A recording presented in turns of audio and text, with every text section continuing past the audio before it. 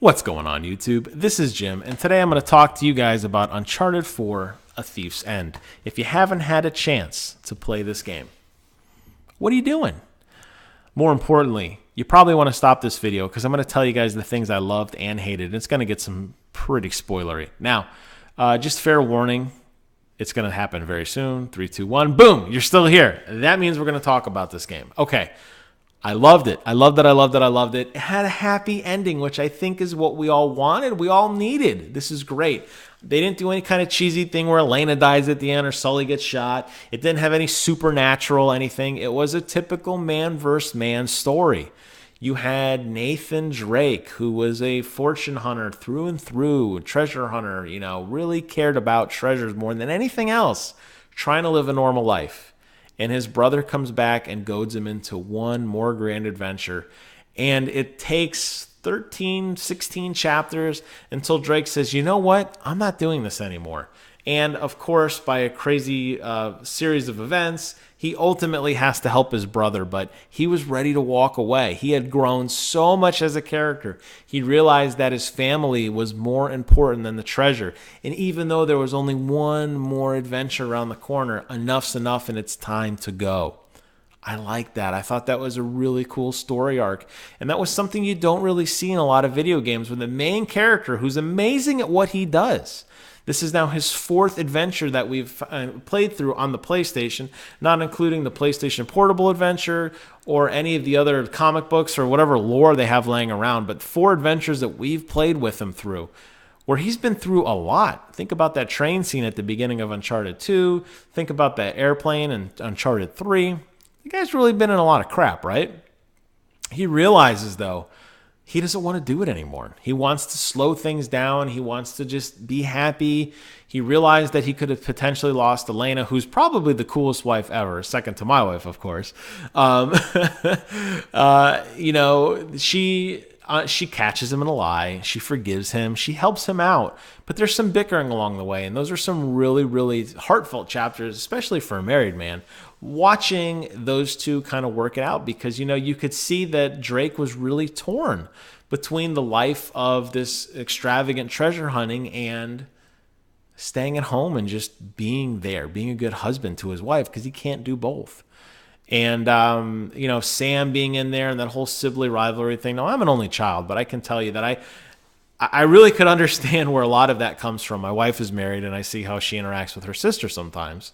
It kind of reminded me a lot of what was happening in Uncharted, where they were kind of playing off each other. There was this animosity. It wasn't really spelled out per se, but it was like, oh, come on, you're going to stop now. And, I think Nathan knew he was being manipulated, but he went through with it anyway because he needed to. And as he told his brother at the end, you're never going to be satisfied. You're going to feel emptiness. You're going to want that next big adventure. Kind of talking to us, the player. I mean, I've played through 4 Uncharted and I want more, but I know it's over. I understand that. And that ending. How cool is that ending to flash forward into the future? You're now playing as their child, looking and reliving all the memories that you missed out on, seeing that Sully and Sam are now great friends, and that friendship we saw forming at the end of the game held. Seeing, obviously, that Nate and Elena got, worked things out, because obviously you're playing as their child. Seeing all the awards that Elena had won with her photography and all the things that Drake had done, all the treasure hunting, opening up his vault of goodies, and really nostalgia just washing over as you see all the different things that happened. All the different adventures that he'd been on, all the souvenirs that he'd collected. And at the end, when he catches his daughter in the act and says, hey, what are you doing looking at my secret treasure vault? They come clean and they tell, and it walks off into the sunset as Nathan takes his daughter and starts to tell her the life that he kind of forgot. And it was really cool to see that moment play out. I really liked that. It was really heartfelt because it was like, he was passing the torch in a way. Now, could we see her in an Uncharted game in the future? Maybe. I don't know. But it definitely leaves that arc open. But more than that, it just shows that Nate is kind of at peace. He's lived his life. Now he wants to be a happy, let's go on the boat. Let's go fishing. Let's live together.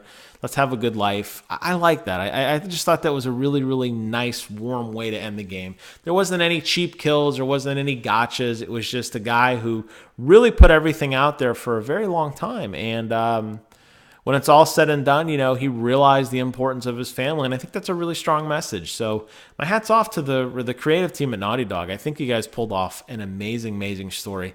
Definitely a Game of the Year candidate, no doubt about it. It wasn't all roses. That last boss fight with Rafe was a little odd. But as my wife pointed out, what better way to end a pirate game than with guys fighting like pirates? And she's right. It was nice to actually do something in a boss fight instead of some quick time events. Actually, kind of fight a little bit of, as you're fighting, the boat around you is catching more and more on fire.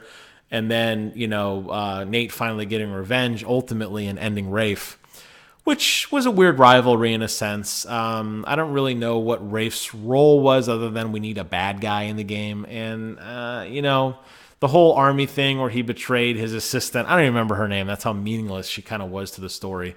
Maybe Chloe, was that her name? I don't know. It doesn't matter. Kind of betraying her. It just kind of felt a little weird at the end. It didn't really make sense.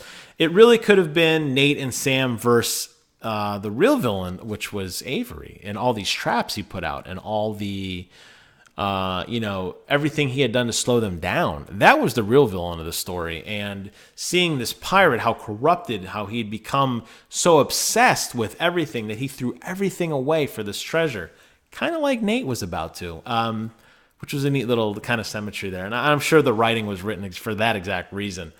But you could start to see the parallels there, right? Where you could see that this pirate, had this kind of democracy thing going, and he got all these pirates together, and then he was just overtaken by greed. And at the very end of the game, when you're fighting Rafe, who's next to you? Avery and Two, both with swords in their gut. Clearly, they fought each other to the death.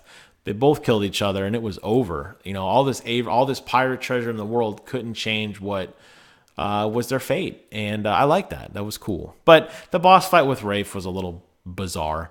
The gameplay length was pretty good. I like the mechanics in the game. I like the grappling hook. I thought that was a lot of fun. I wish there was more of it. Swinging around and shooting people, especially in multiplayer, is a lot of fun. I think the multiplayer is really overlooked. It's a very, very deep, complex system that looks amazing.